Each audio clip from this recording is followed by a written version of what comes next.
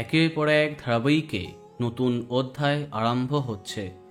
TRP তালিকায় টিকে থাকতে নতুন চমকের বড্ড দরকার, তাতে একঘেয়েমি কেটে যায়। এবার কথার গল্পে তেমনটাই দেখা যাচ্ছে। বেশ কিছুটা সময় পেরিয়ে যাচ্ছে কথায়, অনেক পাল্টে যাচ্ছে কথা এভির জীবন। এরই মধ্যে ধারাবাহিকে বাদ পড়ছে দু একটি চরিত্র। তাদের পরিবর্তে নতুন অধ্যায়ে নতুন জমজমাট চরিত্রদের আগমন হচ্ছে।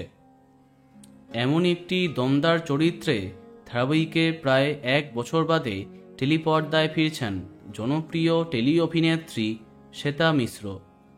জাহানারা ধারাবাহিকে নায়িকা চরিত্রে প্রভূত খ্যাতি অর্জন করেছিলেন, কিন্তু তারপরে নেগেটিভ চরিত্রেই নিজের দক্ষতার পরিচয় দিয়েছেন। ইচ্ছে পুতুল ধারাবাহিকের ময়ূরীকে ভুলতে পারেনি দর্শক। এবার কথার মাধ্যমে নতুন অধ্যায়ে তার আগমন হচ্ছে। তার চরিত্রের নাম হচ্ছে রিচা। জানা যাচ্ছে নেগেটিভ চরিত্রেই নাকি কাজ করবেন তিনি। কথা এভির মাঝে আসতে পারে রিচা। বোঝাই যাচ্ছে এবার জমে যাবে কথা। বলা বাহুল্য, অনেক দিন বাদে সে তার কামব্যাকে সবাই প্রচণ্ড খুশি। দেখা যাক টিআরপিতে এর কি প্রভাব পড়ে।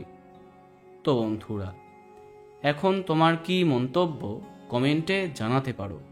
আর এই রকমই আরও অনেক ভিডিও পেতে সাবস্ক্রাইব কারেন্ট পজ।